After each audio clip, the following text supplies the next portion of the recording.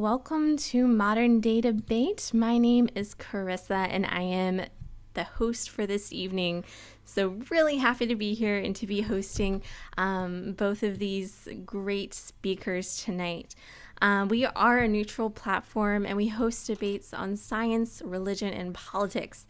So if you enjoy controversial debates, consider hitting the subscribe button as we have many more coming up. In fact, as you'll see on the bottom right hand of your screen, right now we have a Kickstarter going to cover the honorarium for a big debate with Michael Shermer and Mike Jones on whether Christianity is dangerous. If you'd like to watch it live, it's only $3 and will help make it happen. The link to pledge to that Kickstarter campaign is in the description box below. And you can sign in with your Facebook account so you don't have to make a Kickstarter account. It's a lot, but it's a new idea, so we're trying to explain the Kickstarter stuff to people in detail. So definitely be sure to check that out. Also, if you are really liking what you're hearing tonight, definitely be sure to check out the links of both of our speakers also in the description. I'm going to give them a chance to introduce themselves and kind of give you a little bit of a backstory about what they do. We'll start off with Sal Cordova. Please tell us a little bit about yourself. Tell us what we can find in your link. Oh, I thought Tom was going to go first. You know what? With the openings or just with the introductions, you can go first. It's fine. Sure. I'm Salvador Cordova. I'm a former scientist and engineer in the aerospace industry, aerospace and defense industry. I'm now a molecular biophysics research assistant. And I'm a Christian. And I used to believe in evolution, and I now believe in creation. Amazingly, my Christian testimony was featured in the April 28th edition of the prestigious scientific journal Nature as a news article, not a scientific article.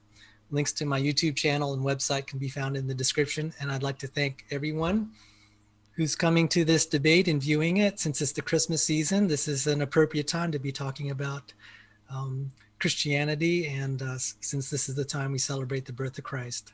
And I'd like to thank you and James and Tom for letting me be a part of this debate tonight. Thank you.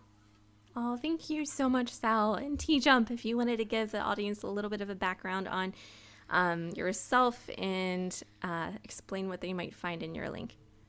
Hi, I'm TJump. I'm a professional gardener. I grow potatoes on my channel. You can find me washing potatoes. It's very fun. Get to my Patreon so I can grow very special potatoes. Be sure to check out those potatoes. They are bud-free potatoes, so top quality. Can't miss it. So, the format of the debate tonight is going to be a little bit different. We are going to have staggered openings. So we're going to start with TJump for 5 minutes. We're going to switch over to Sal for another 5 minutes, come back to TJump for 5 minutes, and switch back over to Sal for another 5 minutes. After that, we're going to have an hour of open discussion, followed up by 30 minutes of question and answer. So if you do have a question, be sure to put it into the super chat and we will be sure to get to it. So without further ado, TJump, if you want to start, the floor is yours. All right, sure. So yeah, the question is, which is more reasonable, atheism or theism? And like any different hypotheses, in order to find out which hypothesis is more reasonable, you need some way to differentiate which is real and which is imaginary. There's infinitely many ways to explain anything. For example, if a cup falls over, maybe it was the wind or someone bumped the table, or maybe it was aliens or invisible unicorns or a god. Anything could have knocked the cup over. But if you want to say my hypothesis about what knocked the cup over is correct, then you need some way to show that that hypothesis is something that exists in reality outside of your imagination and not just in your imagination. And to do that, we use novel testable predictions. So for example, if my hypothesis is a squirrel knocked over the cup, I can say, well, if we look around the cup, we'll find squirrel droppings. And then we can look, and if we find them, that's really good evidence that my hypothesis is correct and the other hypotheses are incorrect because mine made the prediction and theirs did not. Because theism does not offer any such method to differentiate itself from just being imaginary, it's no different from any of the other imaginary hypotheses, like imaginary unicorns dropped over, or invisible unicorns knocked over the cup. We need that additional metric to be able to show that this hypothesis actually corresponds to something in reality. Atheism does this really, really well. In every single academic field and every single problem we've ever had in humanity, the naturalistic solutions have solved these, have said, you know what, we think this is solved by just an unguided force of nature. If it's caused by an unguided force of nature, here are the things we're going to see if we do these experiments. We do the experiments and we get the results. Theism has never been able to do that. It's never been able to successfully provide, if my hypothesis is true, here is something we will see as a result. It always gets it wrong. And the naturalistic atheistic hypothesis always gets it right. So it's much more reasonable. In fact, it's the only reasonable position is to accept the naturalistic conclusion, because it's the only one that's been able to make successful testable predictions or provide any method to differentiate itself from imaginary hypotheses. And I'll conclude there. All right. Thank you, TJump. And we'll kick it over to Sal. If I could share my screen.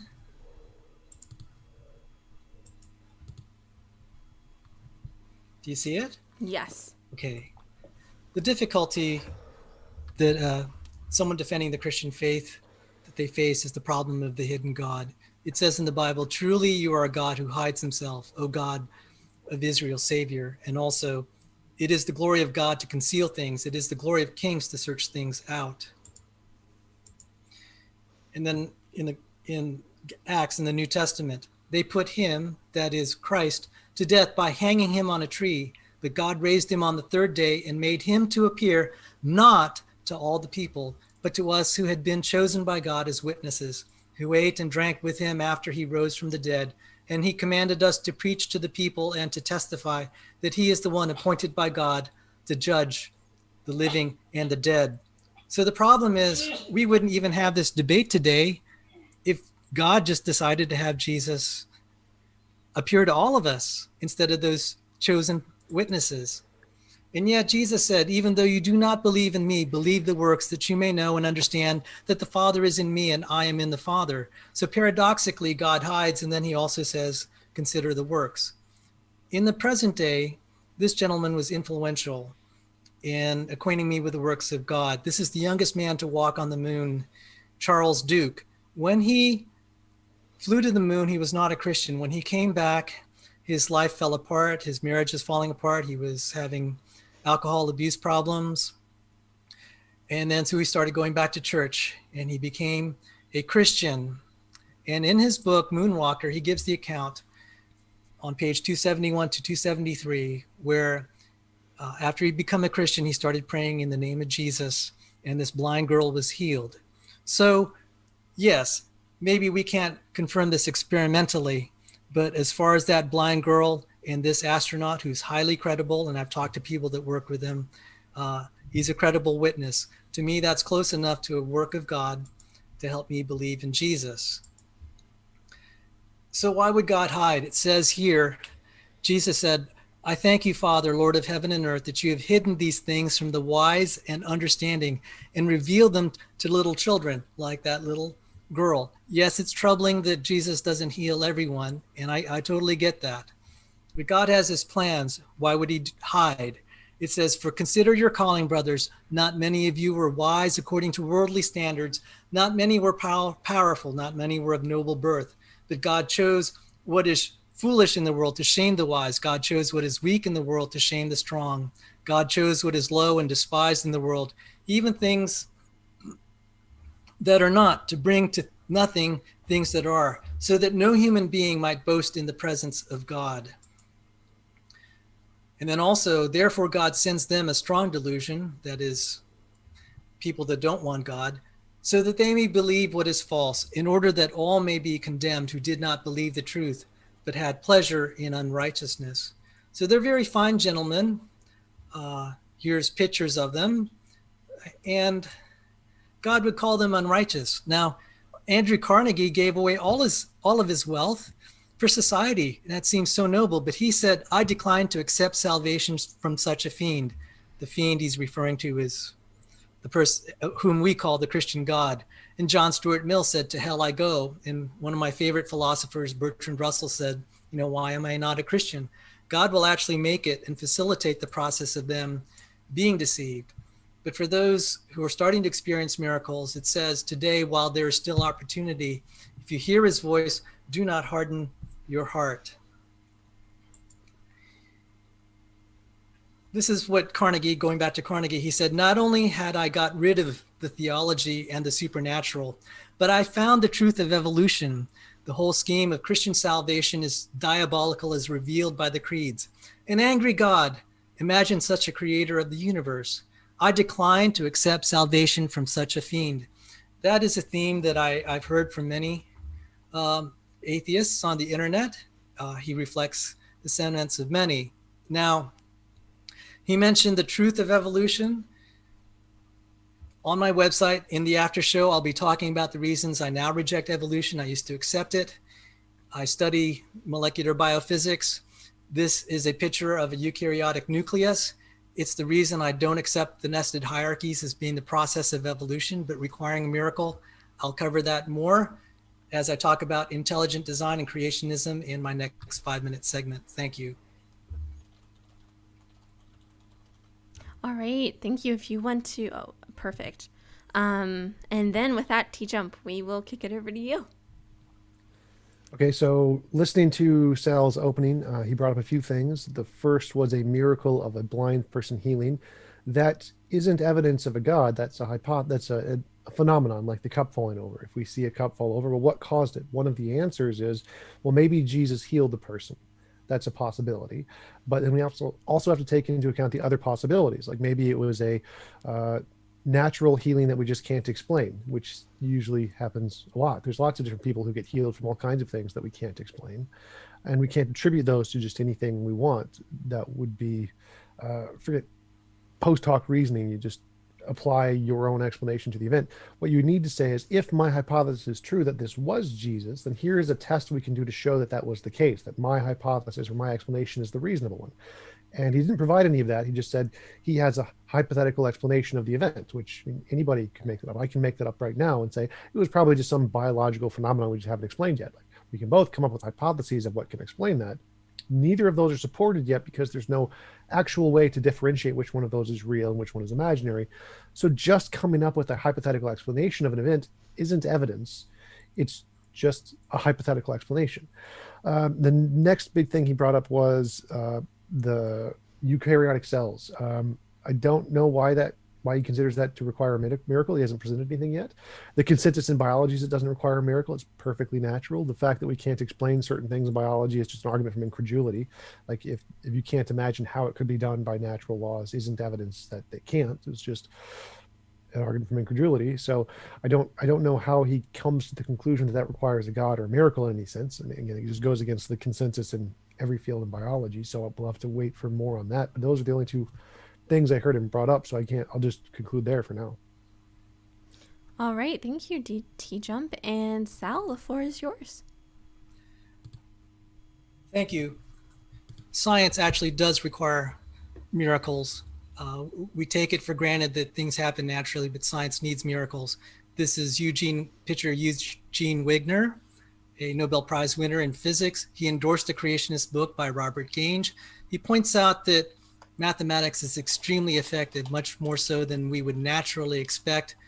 He calls that miraculous. These are the basic laws of physics, or this represents them. Mechanics, electrodynamics, statistical mechanics and thermodynamics, quantum mechanics and general relativity. The nice property of these equations is they're second order. It makes science tractable. We would not have science if it were not nicely designed.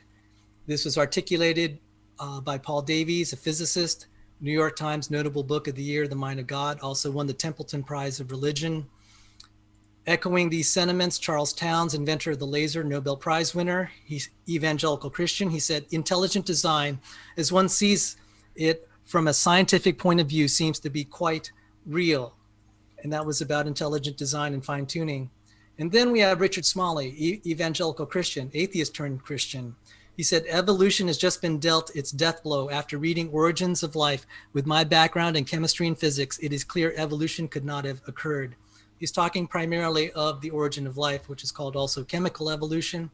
I highly recommend this book by Change Floratan and Rob Stadler, PhD trained scientist from Harvard. And in the after show on my channel, I can talk about this. I don't have time here. I'll point out evolutionary theory.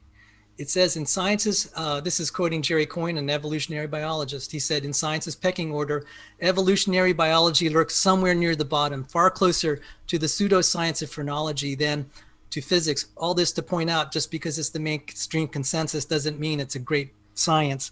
Most of the top research teams studying biology, they have little use for an evolutionary paleontologist. No disrespect intended, but that's just the way it is. So the question of Christ, if we have an intelligent designer and there's miracles needed to make life and also to create creatures, how do we know? How do we know that this is the Christian God? I'm just going to suggest something. This is something to consider. If the dead are not raised, let us eat and drink, for tomorrow we die. So we have some reason for some people to look for a savior.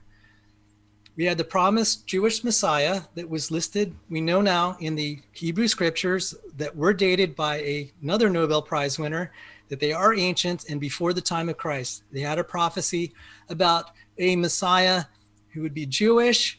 He would be the ones in whom the Gentiles would hope. And he would teach he would teach the world about the God of Abraham, Isaac, and Jacob, and the law of Moses. And I would just postulate this. Name one Jew who has done more to make people aware of the God of Abraham, Isaac, and Jacob. Then we have this kind of backhanded prophecy in Acts 5:38 through 39. This is Gamaliel, a Pharisee, enemy of the Christian faith. He said, so in the present case, I tell you, keep away from these men, that is Christ's apostles, and let them alone. For if this plan or this undertaking is of man, it will fail. But if it is of God, you will not be able to overthrow them. You might even be found opposing God. So what are the odds that this Jesus would be the person we celebrate for Christmas? I'm taking this from Dr. James Allen. He said he was born in an obscure village, the child of a peasant woman. He grew up in another obscure village where he worked in a carpenter shop until he was 30. He never wrote a book. He never held an office. He never went to college. He never visited a big city. He never traveled more than 200 miles from the place where he was born. He did none of the things usually associated with greatness. He had no credentials but himself. He was only 33. His friends ran away. One of them denied him. He was turned over to his enemies and went through the mockery of a trial. He was nailed to the cross between two thieves. While dying, his executioners gambled for his clothing. The only property he had on earth when he was dead. He was laid in a borrowed grave through the pity of a friend. 19 centuries have come and gone, and today Jesus is the central figure of the human race and the leader of mankind's progress. All the armies that ever marched, all the navies that have ever sailed, all the parliaments that have ever sat, all the kings that ever reigned put together have not affected the life of mankind on earth as powerfully as that one solitary life. Thank you. All right, thank you so much. And now we'll start the open discussion.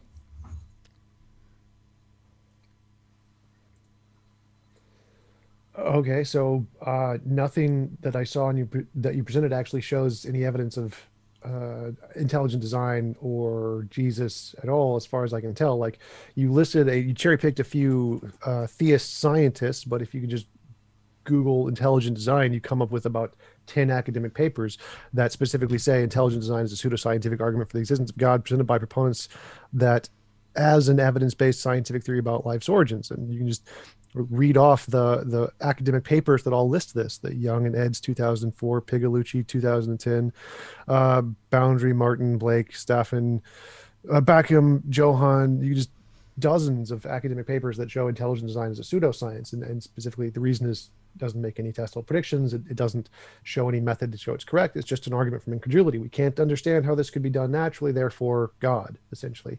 And so the academic consensus is that that doesn't work at all. So listing a few academics who are theists doesn't really help your case. It's just cherry picking examples.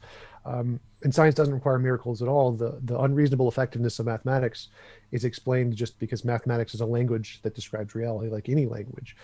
Like math has sentences that correspond to reality, like 1 + 1 = 2. It has sentences that does not correspond to reality, like F = ma × 45. And it has sentences that are self-contradictory, like 1 + 1 = 7, just like English. English has sentences that correspond to reality. There is a tree. It has sentences that do not correspond to reality. I am a Klingon. And it has sentences that are self-contradictory. I am a married bachelor. There's nothing special about the unreasonable effectiveness of mathematics. It's just that some sentences correspond to reality, and we use those sentences to build other sentences that correspond to reality, and we keep building on that. And just as long as we only keep the ones that correspond to reality and get rid of the rest, it makes perfect sense why it does that. So I don't know why anything you presented would actually be evidence. Prophecy, the prophecies of Jesus are not in any way spectacular. They're vague, ambiguous, tell us nothing. I mean, the prophecies in Hinduism would be far better evidence, because they actually predict like the age of the earth within 0.03% accuracy. Like that's a good prediction. I mean, if anything's going to be evidence, that's evidence. Like the probability of them getting that right 5,000 years ago is significantly less likely than a random guy being influential in a random city that caused a movement, which happens in every city all across the world all the time, like Buddha, Falun Gong, Muhammad. There's random, like Jonathan Smith. There's all kinds of random people who make influential movements. Causing people to follow you is not special. Guessing the origin of the earth that's pretty impressive. That's some good evidence. So I don't see any of those as in any way providing any evidence that the design is real, is the real hypothesis here. Again, science makes testable predictions. Theism doesn't. Science does make testable predictions.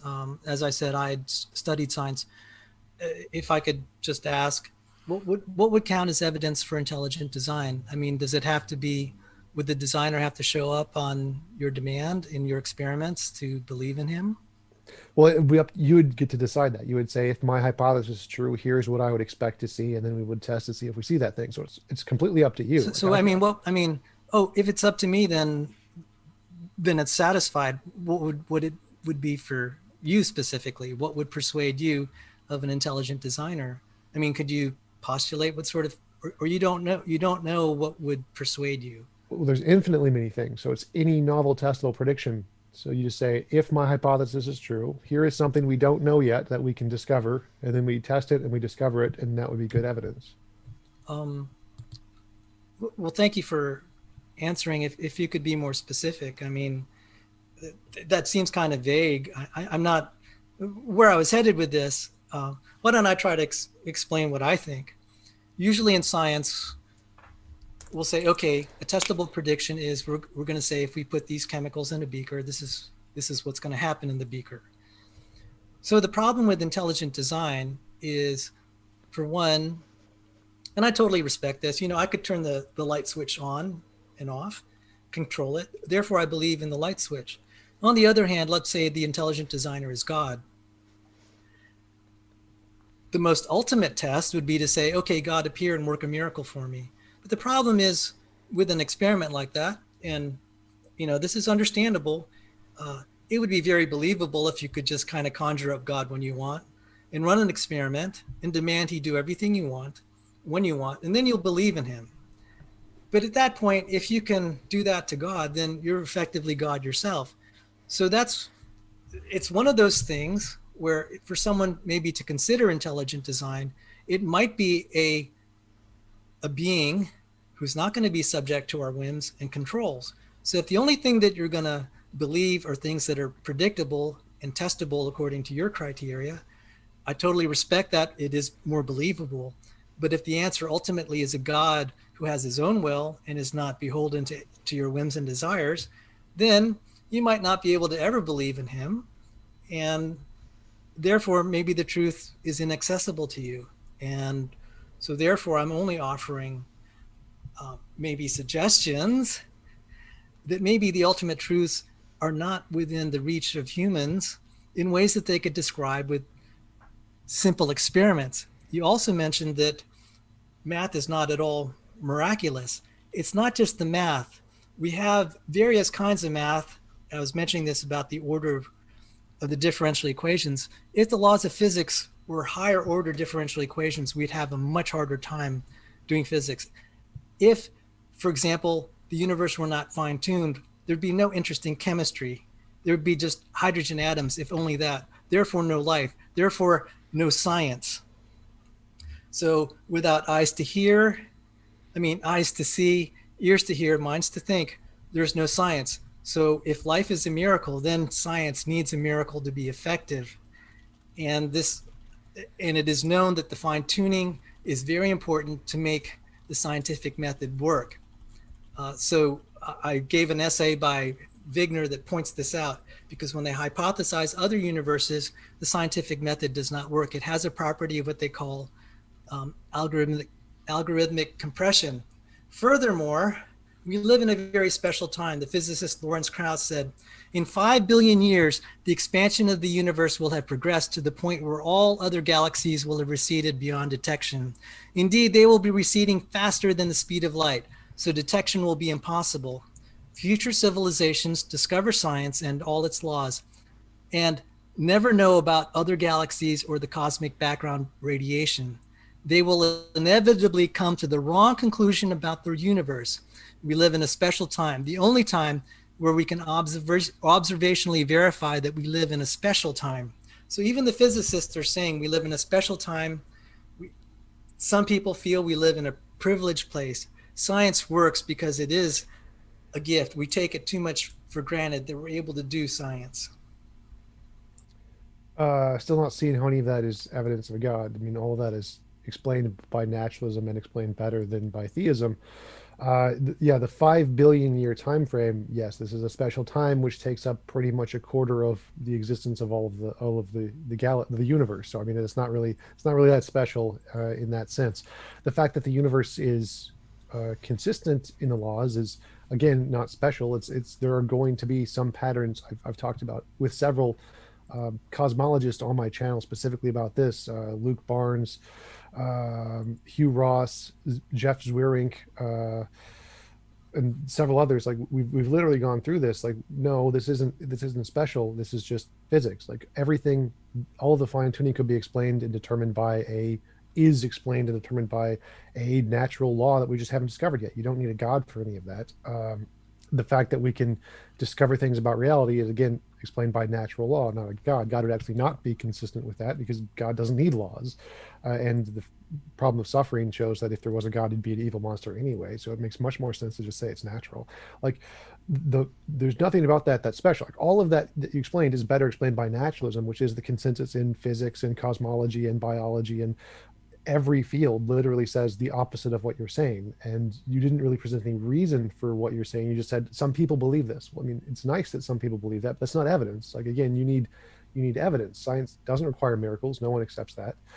And again, you haven't provided a way to differentiate imagination from reality. You said that if a God is not of the kind that you can test, then you may not have access to believe it. Well, yes, that's true, because you need some way to show that your hypothesis isn't just imaginary. Like there's infinitely many imaginary hypotheses we can come up with.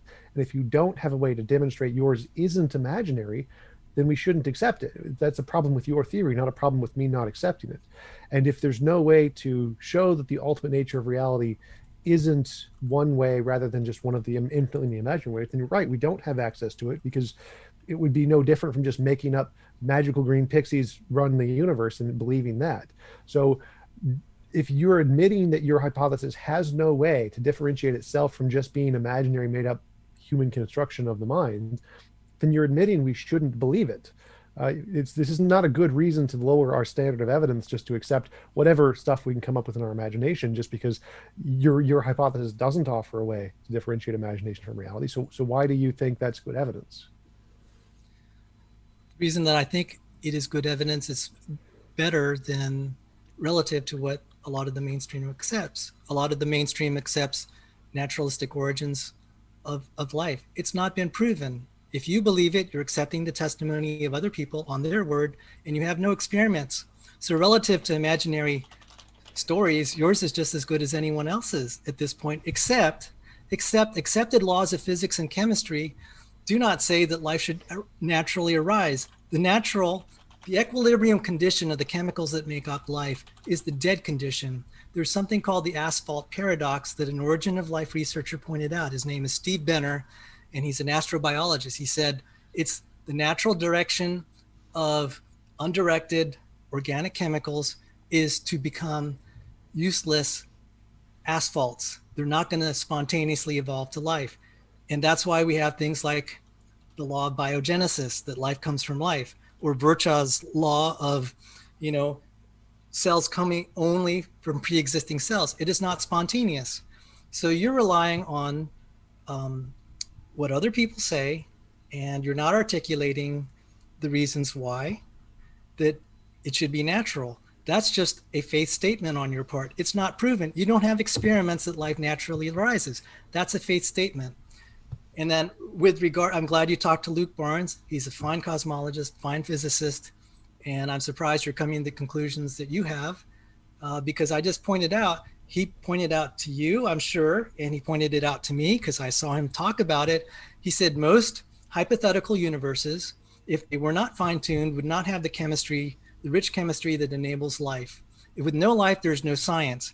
I think that's rather obvious. If there's no life, there's no science. That's at least one of the premises. That's one of the inferences we get from fine-tuning. So I thought, and I don't mean to, I'm not trying to misrepresent you. If I heard you wrong, my apologies.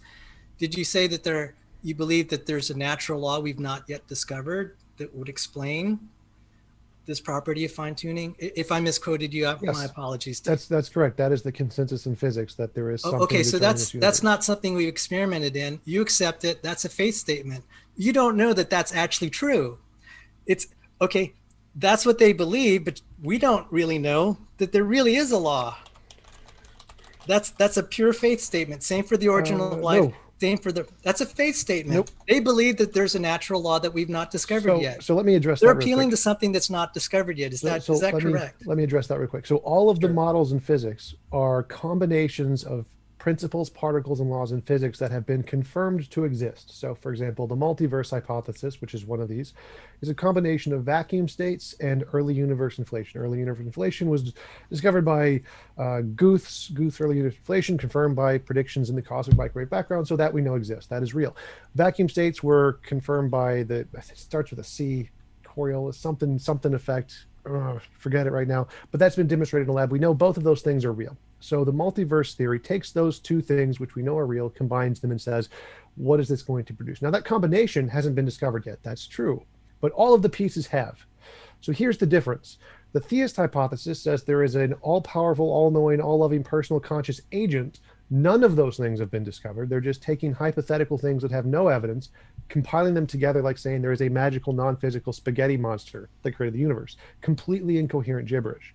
Whereas the scientific hypothesis takes only things that have been demonstrated to exist and puts them together. So the scientific hypothesis is infinitely better in physics to better explain the fine-tuning than magical, non-physical, anthropomorphic immortal. That doesn't work. That's none of those properties are supported by anything in reality, whereas all of the properties of physics are supported in reality. And since we're combining just things that have been demonstrated to exist in our hypothesis, that hypothesis is better. So we do have better evidence to conclude the fine-tuning is naturalistic, an undiscovered natural law than a god.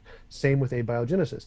Abiogenesis, we have made discoveries of single-celled organisms, and we've found out, oh, if these are going to produce multicellular organisms, we will see this occur in this kind of experiment, which we discovered in algae.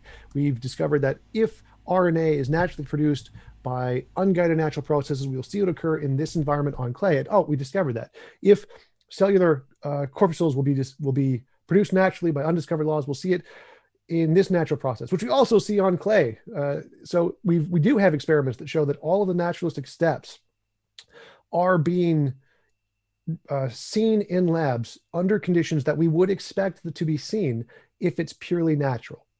So we do have experiments. So again, the natural hypothesis for abiogenesis is we make predictions about how life is going to form in these natural conditions. We do experiments, we see that we get them right. Theism is we can't imagine how this can be done, therefore God. So the theistic argument is an argument from incredulity. We can't imagine how it's done. The naturalistic explanation is we can do experiments to confirm our hypotheses, and we do over and over again. I'm just reading this article that has dozens of them. The New Scientist, First Life, The Search for the First Replicator, where it just goes through the testable predictions made in the origin of life research that the naturalistic hypothesis is made, and there are dozens and dozens of these, of where a naturalist hypothesis is this is going to come about naturally. Here's a prediction we can do to confirm this. We do the prediction, we can confirm it. So we have evidence. We have experiments that show our hypothesis is correct. Obviously, we haven't completely shown the origin of life yet, but we've actually made progress. We have evidence. Whereas theism has no evidence. It's just saying, I can explain this with a hypothesis, and that's it. So again, both in the cases of the origin of life and in the cases of physics, the naturalistic hypothesis is building off of things we know for a fact exist and we can confirm in a lab, whereas the theistic hypothesis is building off of things that have no basis in reality and is just an argument from incredulity. So again, the naturalistic hypothesis wins here hands down, and that's the reasons, because you said I didn't provide the reasons. Well, now I have. I'm going to try to dispute your account of things. Is that okay? I'll try to keep. No, you must agree with me. Yes, sir. The multiverse. Well, first, Guth's inflation. Not every cosmologist agrees, and it's crazy. When I was sitting in cosmology class, the professor said, "Yeah, the inflation was need to patch this up. Galactic amounts of matter being pushed around at 1,000, maybe millions, maybe infinite times the speed of light." When I heard that, I said, okay, you can just make up anything you want to patch a theory. It's not been proven. It's maybe accepted, but we don't have experiments that prove inflation. People have been critical of it. I would point the viewers to a article by Michael Disney, who is a respected astronomer. He calls it cosmology, science or folktale. It's mythology at this point. It's not experiments. Same with multiverses. We may hypothesize it, but if we use, if we're going to take liberties to invoke things that are not testable, observable, or verifiable, we could say also physics predicts God. I've had physics. I've seen it. There was a 2005 article by a professor at my school, at my alma mater, he said the universe is mental and spiritual. That's deduced from quantum mechanics. So if we're going to take liberties with physics that untestable, anything's game. Yeah, the reader's invited to look up Richard Kahn Henry, The Mental Universe, Nature. He published an opinion essay.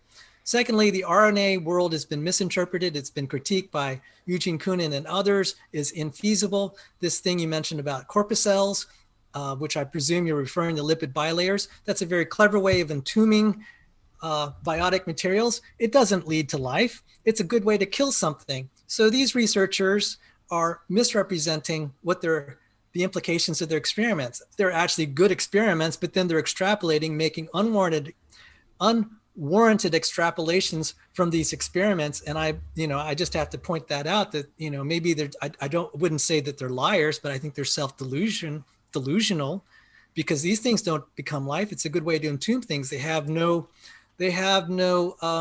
transmembrane proteins that allow things to go in and out. That's pretty essential. So Jack Szostak, who did some of those experiments, was called out by a senior chemist, James Tour.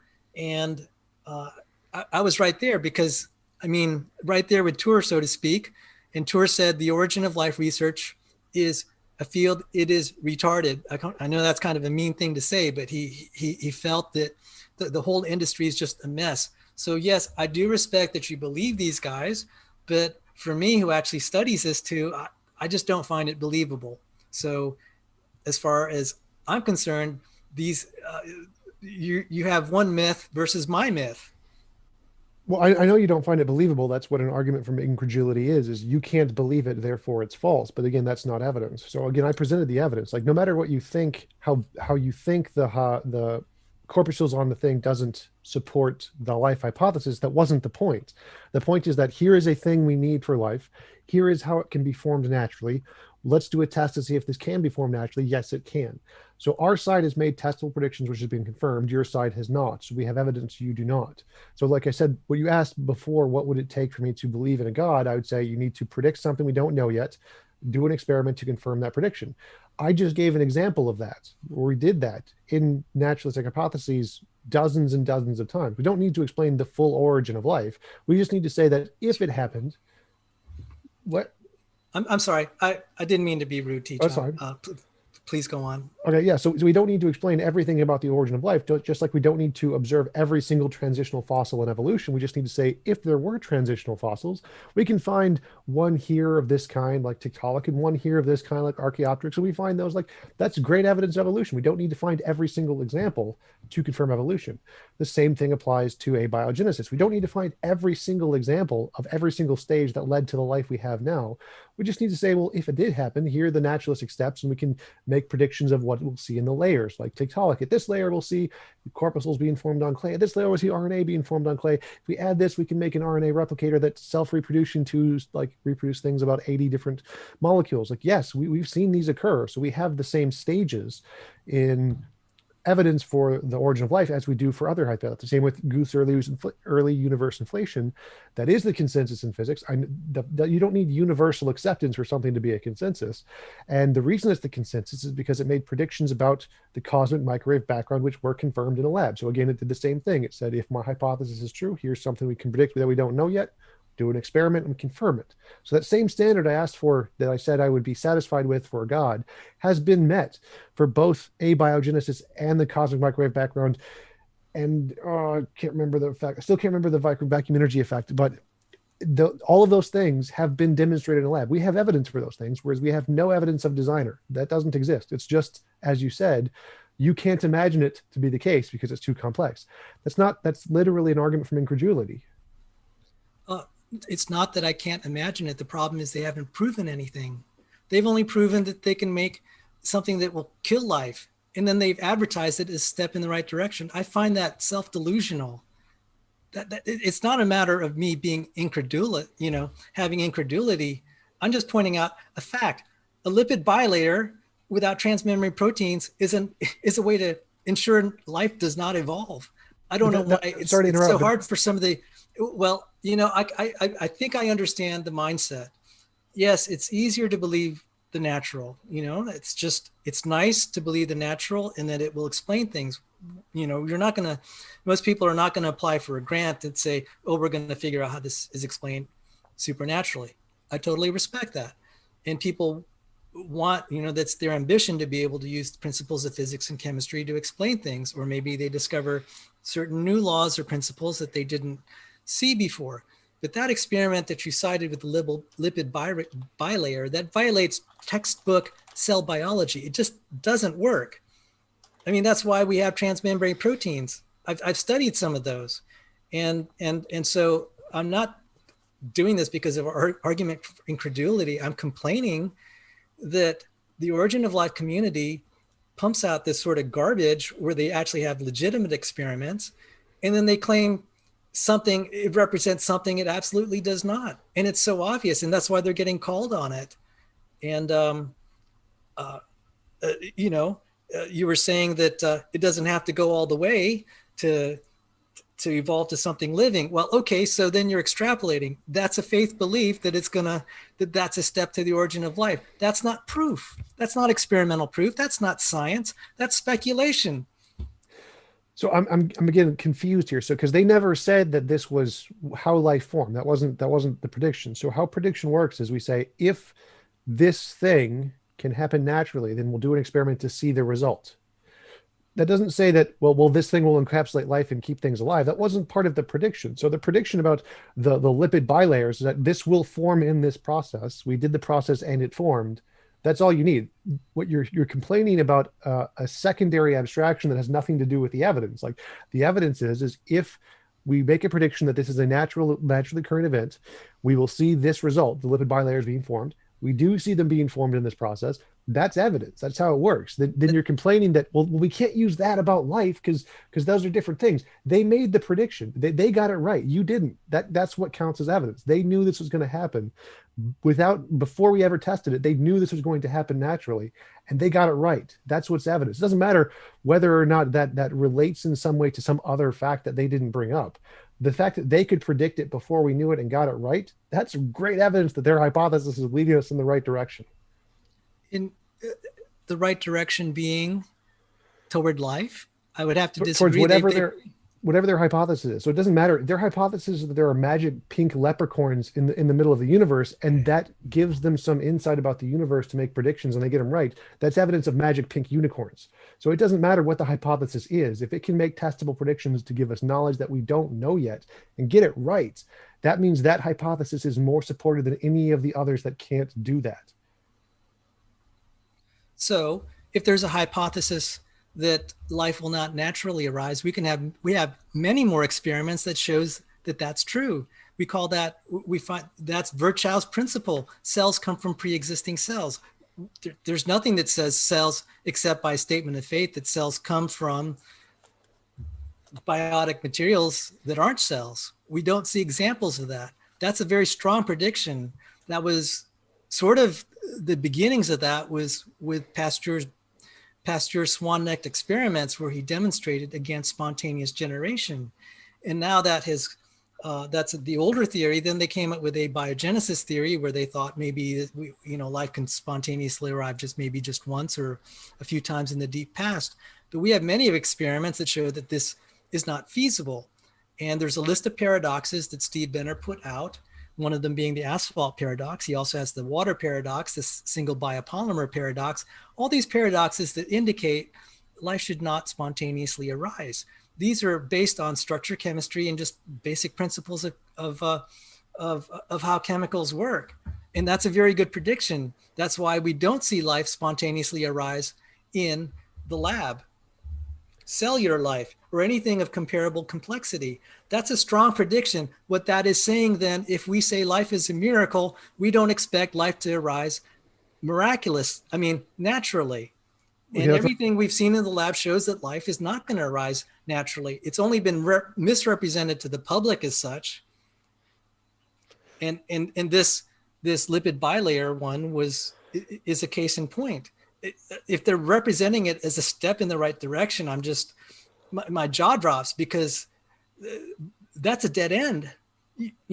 That's a dead end, as I said, because it lacks transmembrane proteins. Anyway, I don't want to belabor this point. I'm fine moving on, because we're not going to agree, and I've kind of. Well, I don't even understand your position here. So a novel testable prediction is, you say, here is something we don't know. We can predict that it will occur if we do an experiment, then we do the experiment and see it happens. You haven't done that. No, I said, I'm sorry. I didn't mean to interrupt you. Go on, Tom. Well, so all you did was you gave a bunch of paradoxes, which are just that guy's imagination about what he thinks can occur, which isn't evidence, it's just his hypothesis. And if you think that's true, you would then need to say, if that's true, here is something we don't know yet, and do an experiment and confirm the results. Then that would be good evidence of his hypothesis. But you haven't given that. You've just said, well, the stuff we don't know won't happen if we do stuff we do know. Like, well, obviously, that's literally the case. If we do stuff we do know, we will get stuff we know. Like, that's just how induction works. So if we take the methods we already know about and do them in a lab, we'll get the results we already know about. So that isn't evidence that life can't occur. That's evidence life can't occur by the means we already know about. That's okay, but we don't know all the different means. So that isn't an argument against life forming naturally. That's an argument against life forming in the ways we already know about. I grant we don't know how life forms, so all the ways we already know about don't work, granted. Therefore, we make new hypotheses about things we don't know yet and predict those in the lab, and we see if those can be confirmed, and they are over and over and over again. For example, the RNA enzyme called R18 that could stick 14 nucleotides, the building blocks of RNA and DNA, into an existing RNA using an RNA template, Science Volume 292, page 1331. Or the Science Volume 332, page 209, where RNA sequences up to 95 letters long were reliably copied. Like, we see these stages happening in this process where the naturalistic hypothesis makes a prediction that we can do this naturally. Then they do an experiment to confirm, yep, we did it naturally. Whereas all you've done is said, there are all these paradoxes of this guy who imagines it can't be done. And therefore, all of the texts we currently do don't lead to that. But that's not a novel prediction. You're just saying the stuff we've already done hasn't worked. Like, yeah, we agree with that. But for your hypothesis to be confirmed, you need to make a new prediction, predict something we haven't discovered yet, and then get that right, which you haven't done. So you don't have evidence, you just have incredulity. Whereas I have evidence. Our side is making new predictions, novel information, and getting it right. Your side is saying all the old stuff that hasn't worked yet, and it's going to continue to not work. Like, that's not a prediction. Yes, it is. It's going to continue not to work. That is the hard prediction of the paradox is the origin of life. One can look this up and I point the listeners to the article. They can Google it. The title is Paradoxes in the Origin of Life. It's by Stephen A. Benner. He's an origin of life researcher. We can point out the prediction of these paradoxes is that all origin of life scenarios will fail. Will fail. You'll never succeed. You'll never succeed building a perpetual motion machine, okay? Doesn't matter how many attempts one makes. There are certain physical laws that you can't build things. Okay. This is a prediction based on physics and chemistry. There's certain things that just don't build themselves any more than a tornado passing through a junkyard is not going to build a 747. And that's the state of the origin of life question. So all these things, these experiments you pointed out are dead ends, they're irrelevant, and they're not progress. Well, that's just you presupposing your own hypothesis with no evidence. So again, remember, no, there's plenty of evidences for the asphalt. I'm sorry, go on. So every time I say this, I say you need novel testable predictions. Novel means new. You don't need novel testable predictions. Basic physics and chemistry is adequate to say some of these things just don't work. The fact that there's no perpetual motion machines, that's been a long time prediction that you're not going to find it. And people who have been seeing this for a long time, that it doesn't have to be a novel testable prediction. We can make the prediction, and it's been around for a long time, that life does not arise from non-life. That's been around for a long time.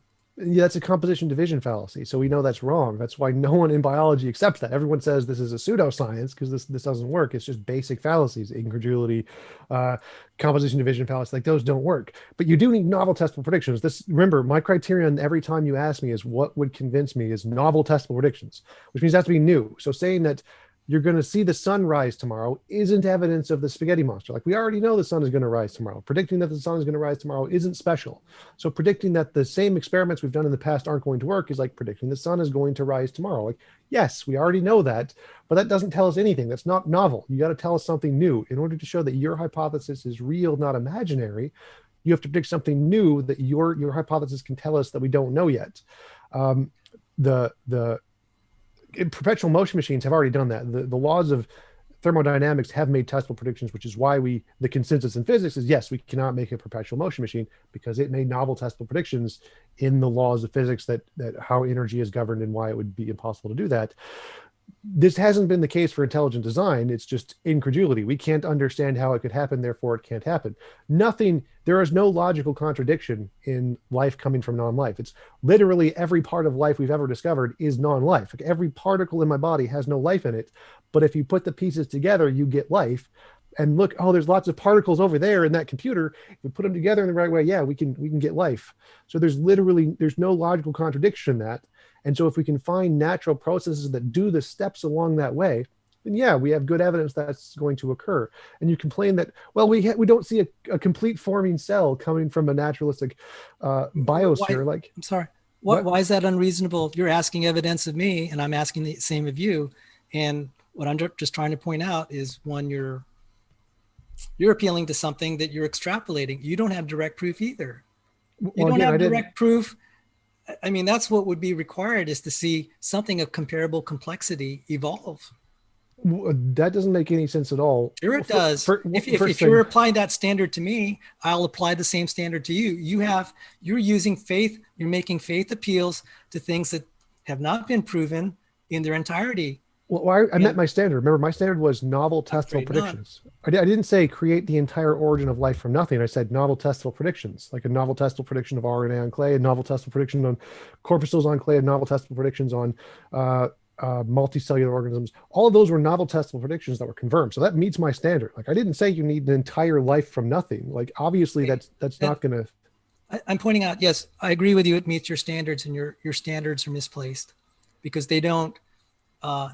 They're basically faith-based, that you think that this proves your naturalism. Your naturalism's faith-based.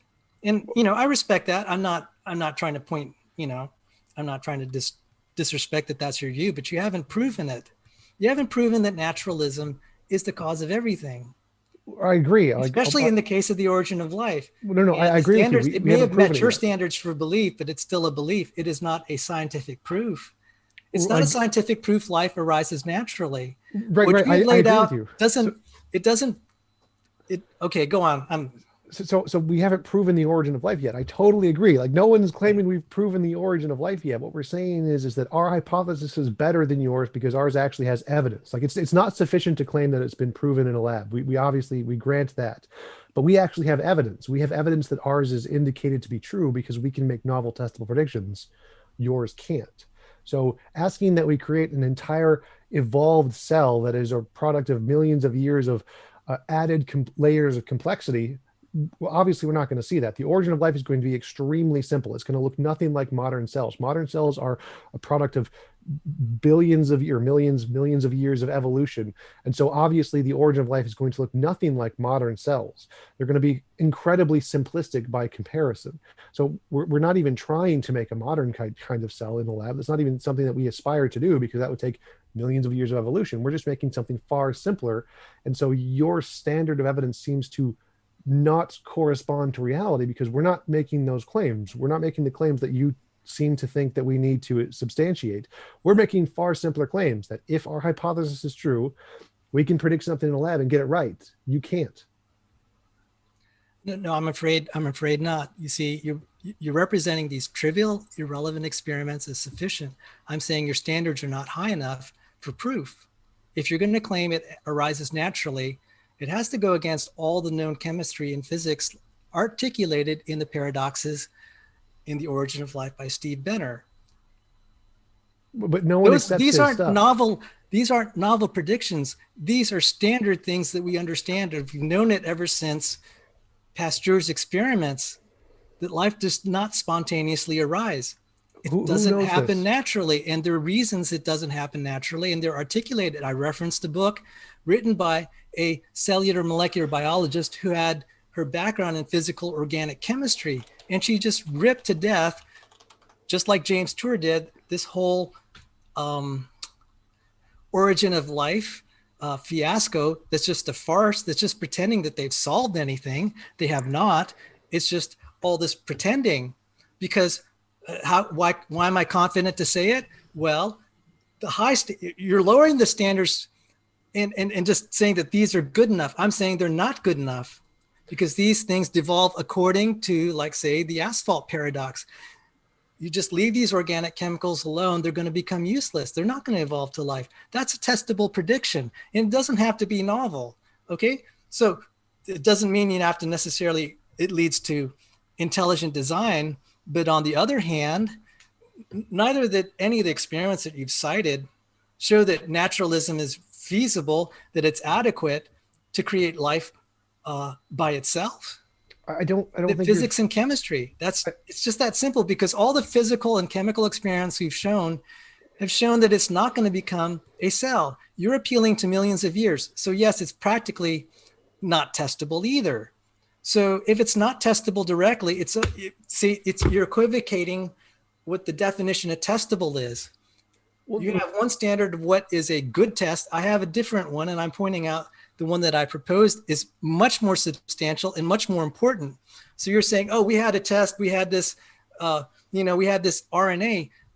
Life is not implemented with the kind of RNA catalysis that's there. It's a totally irrelevant experiment. You need to have translation systems. You need the proteins, just all sorts of things. You need metabolism. I mean, goodness, all these things are just being misrepresented as steps in the right direction, and they're not.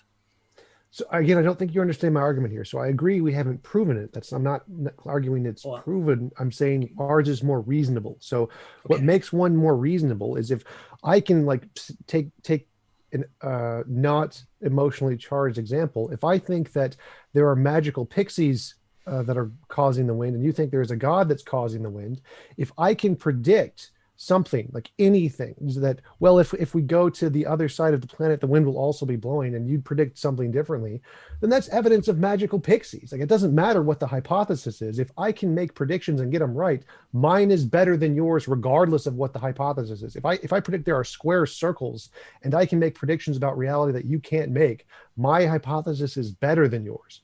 Your imagined contradictions or paradoxes don't do anything. Like if I make predictions and get them right, my hypothesis is better than yours. No matter what complaints you have about the hypothesis, it doesn't make a difference. Mine tells us something about reality, yours doesn't. So complaining that, well, it doesn't give us all the predictions. I don't need all the predictions. If I get one right that you can't get, my hypothesis is more supported than yours. And it doesn't matter how mundane it is. If I predict that Bob will fart on a Thursday and I get that right, then my hypothesis has more evidence than yours because you've made no predictions. I've made several. It's stated in the Paradoxes of Life. What are the predictions? That organic chemicals left to themselves will become useless, quote unquote, asphalts. There's also the problem, and it lists, I invite the viewers to read it. Okay, so it's going to make all these predictions that all those things, you're saying which one's more reasonable, which one makes better predictions. If, for example, these origin of life researchers say, well, this isn't necessarily where life is going to evolve, then it's an irrelevant data point. And then which means you're offering irrelevant data points to the problem of the origin of life. So I've already pointed out it's bad. It's bad science then to take something that's an irrelevant experiment and then represent it as to the public as if it's a relevant experiment. And so I find that really problematic. These paradoxes, which are, again, we've seen expressed in various ways, such as Verchows Principle, cells come from other cells, or the law of biogenesis, et cetera, et cetera. Those are very strong predictions, and they say that life does not spontaneously arise. That has never been violated. None of the experiments you put on the table have any hint that those principles are going to be violated. That means life does not naturally arise. None of the experiments you've cited will show that life naturally arises from the accepted laws of chemistry and physics. None. And then when you start saying, well, that they're not saying it's going to be a whole life, and then the experiment's irrelevant to the question then of the origin of life. So well, you don't get to determine what's relevant here. Like they're the ones making the predictions. They get to determine what's relevant, not you. So again, what the predictions are don't matter. What the hypothesis is doesn't matter. Any hypothesis, any predictions, if my hypothesis can tell us something about reality we don't know yet and get it right, mine is better than yours. Doesn't matter what it is, doesn't matter how relevant it is. It can be as arbitrarily nonsensical as Bob's going to fart on a Thursday. It has nothing to do with the origin of life. I can pick any prediction I want, but if my hypothesis can tell us about reality that we don't know yet and get it right, that means it's better than yours, regardless of how arbitrary whatever the prediction is, or regardless of how nonsensical the hypothesis is. If I'm predicting round squares, like literal logical contradictions, and I get something right about reality that you can't get, mine is better than yours. Like, which part of just that simple description of predictions do you disagree with? What are you saying what are you saying is my paradigm here? I'm just simply saying that life doesn't arise naturally as defined from the accepted laws of physics and chemistry. Can you, like, my question here is, I want to try to like take it away from the topic just to try and make it less charged here. So my argument here is that a hypothesis is better if it can tell us something about reality we don't know yet. Doesn't matter what it is. Like if it tells us something super mundane that's irrelevant, it doesn't matter how silly the hypothesis is. None of those things matter. If my hypothesis can tell us something about reality that we don't know yet and get it right, it's better than your hypothesis, regardless of what the context. Which part of just that do you disagree with? Let me think on that. I think that, no, if we can take accepted laws of physics and chemistry and verify it again, it's stronger, especially in the case of the origin of life. What we're trying to establish is, I'm trying to show that there is a phenomenon that is not explainable, that is not consistent with the ordinary operation of physics and chemistry, and that is life. That's one example. Well, I don't so want to talk about this life whole here. thing about doing experiments that don't lead to life, that makes them irrelevant to the I question. don't want to talk about life here. Again, I want to try and keep it. Yes, I know why. It's evident now why you don't want to talk about Well, no, life. no, no. I want to try I'm and get sorry. to. There's a reason I wanted to talk about life. Okay? I understand that, Sal. I want okay, to try and show you why something counts as evidence in the first place. So because you have a bias in the case of life, I want to move it away for something just insanely general, like any hypothesis. It doesn't make any difference what it is. You have a hypothesis, I have a hypothesis. If mine can tell us something about reality we don't know yet, doesn't matter what it is, that hypothesis is always going to be better. Like if yours says the sun is going to rise tomorrow, we already know the sun is going to rise tomorrow. That's every theory predicts that. Everyone already knows that. That's not evidence. But if my theory predicts something new that we don't know yet, that's good evidence of my hypothesis. Mine is good. Mine is stronger than yours. Forget life. This applies to every hypothesis of everything everywhere in the universe. Do you understand how predicting something new in this case is always going to be better than just predicting the same thing we've already seen a million times? I'm afraid I'm not going to. I respect your interest in these general discussions of what's better or worse, and that you don't want to talk about life. And I understand that. And so you want to talk about one thing, and I want to talk about life, because life, to me, is an example of something that I think doesn't agree with the normal operation of physics and chemistry. Whatever you make of it is up to you. So obviously you want to talk about one subject, and I want to talk about another. That's the situation we're in right now. And I know we're going to end up talking past each other. You asked me a legitimate question, and I don't have the answer about these general things about specific hypotheses and then about this flatulence on a Thursday. That's just not something I'm going to get into. All right. I'm not trying to disrespect your question, but I'm just like, well, that may be important to you, but life, the question of life's origin is pretty important to me. And Right. So we're just, I'm sorry. I'm afraid we're just going to say that, okay, well, you want to talk about one thing, I'm going to talk about another. And I don't know we're going to get very far with a discussion like that. And, well, I already explained why life is better explained under naturalism, and you didn't understand my argument. I don't think you did. I'm sorry. No, I understand. You don't understand it. That's the problem. You didn't understand the argument. So I'm trying to go to a more general example to help you understand the argument. Like if you just take any hypothesis, one that tells us something about reality we don't know yet, is better by definition. That's the point. If of every hypothesis, every theory, every scientific, anything about reality, the whole point is to say this can tell us something about reality we don't know yet. Because we can imagine stuff, like I can imagine a unicorn, but I can't like touch it. So there's some difference between my imagination and reality, and we need some way to differentiate which things are imaginary things and which things are things in reality. And so that's the reason we come up with hypotheses and theories is to tell us the difference between these two things. And a good way to do that is if my hypothesis can tell us something about the world, then it tells us about reality, not my imagination. So the whole point here is that what makes something evidence, the only way it even counts as evidence of what a theory is if it can do that. And all you're saying is, well, we can't, there's the stuff we've already seen, well, we'll see it again. Like, okay, but that doesn't count as evidence. Like that's not telling us anything about reality we don't already know yet. That's post hoc rationalization. So the whole point here is that if you don't understand what counts as evidence, obviously you're not going to see, if I show you evidence, you're not going to recognize it. So you need to understand what evidence actually is first. No, science thrives on repeatability. Just because an experiment is repeated on a long accepted theory that actually strengthens this. That actually makes it better the more experiments we have. So I would not be too quick to say, oh, a novel quick prediction, because we can take, like, say, this asphalt paradox and then show that lipid bilayer is going to be a dead end, which it is. I mean, we call that lipid bilayer experiment by Jack Szostak, that's a cell that's had its guts taken out and just filled with garbage. I mean, that's what's going to happen. It's not going to become life. That's a nice way to kill a cell and make sure it never becomes anything but something dead.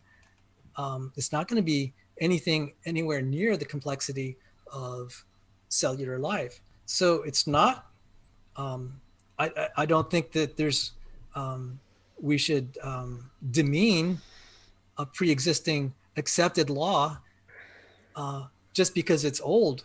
Some of the best laws in science are the ones that are repeatable and has been vindicated by the test of time. And so the ones that I've articulated, it's not imagination. This is based on experiment and chemical theory. The thing that is novel is that violates that is to claim life can spontaneously arise over millions of years. That is one, not really practically testable. So that's a faith statement. And any of the experiments done so far, I don't see that they're even of adequate quality to overturn the paradoxes I put out. So yeah, I had to really think about what you said. Is this new novel prediction better than the old one? I'm just like, I don't think so, because the old one will supersede it in the big question of whether life can originate. So I think the paradoxes, and I gave the paper, that'll trump any of these other new prediction experiments that, if they're advertised to solve to be on the way to solving the origin of life problem, it's just, I don't think they're very good. Okay. I don't think they're as good as they're being advertised in the popular press. Now, I know you have high regard for them. I have very low regard for them. And I said the standard is that they create life. And I don't think that's unreasonable. Okay, so you said... I hate to jump in here. But if you both are okay with it, TJump, if you want to go ahead and respond, and we can move on to questions. Is that good with both of you?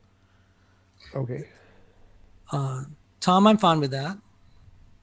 Okay, so yeah, just to respond, like he said that the consistency of past predictions outweighs the novel predictions, and I would say that's just obviously false. Like the one novel prediction of Einstein, that the bending of light around the sun overturns Newtonian gravity, which had literally billions of predictions confirming it.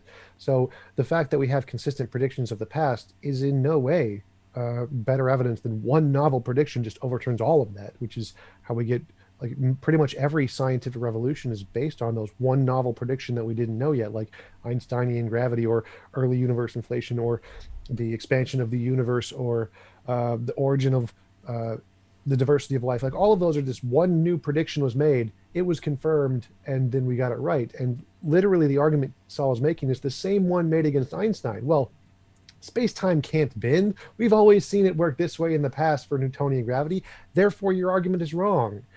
And with one new prediction, it overturned everything and changed the entire spectrum of what physics was, because he could predict something new and got it right. And that's exactly what we're seeing with abiogenesis, which is exactly why the consensus is on my position. We accept this as evidence because this is real evidence. If you want to do a quick response, if that's okay. Yes. All the experiments you cited did not overturn the paradoxes I've outlined, or really more properly, Steve Benner. So it's incorrect to represent it as overturning the paradoxes I've outlined. These paradoxes were not written by a creationist, by the way. All right, and with that, we can go ahead and move on to the questions. The first one is from Decepticon Forever. They say Sal's a smart guy, but he's defending a 2,000-year-old testimony that's an incomplete compilation, which is based on even older fiction, and he should stop.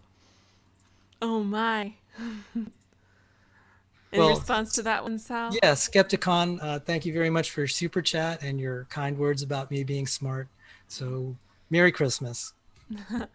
Sounds good. Next one is actually from the same person, Decepticon Forever. They say, Galacticus eats plants on the other side of the galaxy, and he's coming to Earth one day per the comics. I believe it, but I can't prove it to anyone. So, can you read that again? I want to. Yeah. Thank you for being so generous. No, I want to try to give a response that's adequate. I understand. And, if I don't quite get it, I'm going to try. Okay. I understand. I read it a little weird because I don't have my context. All right.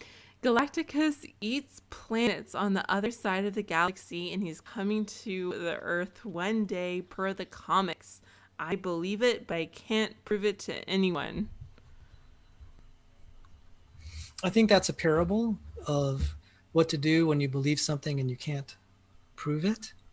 And what I've tried to say is that some of the things that my colleague here, TJump, was pointing out, and some of the things he's articulated, I was trying to point out that some of his claims can't be fundamentally proven either. It is being represented as actually being scientific and empirical, and it's not. So right now, I just tried to level the playing field.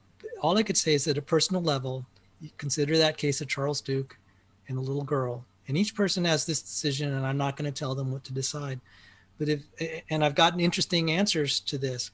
If you were that little girl, or you were the blind beggar in the account of John 9, and you're healed in the name of Jesus and you could see, would you follow the Christian God the rest of your life? Or are you going to look for naturalistic explanations? I've gotten straight answers from people like Tracy Harris, who said that they're going to look for naturalistic explanations. On the other hand, I feel it's totally reasonable for an individual that has experienced the miracle, prayer in the name of Jesus, if they had no options, that seems perfectly reasonable to me to pursue the Christian faith. I mean, because there's no guarantee either that you're going to find a naturalistic explanation. That's a faith belief. So it's up to each individual what he's going to wager. That's no different from any decision we make in life where we have less information than we'd like. And so we basically take a little bit of a wager with incomplete and sometimes information that's difficult to process.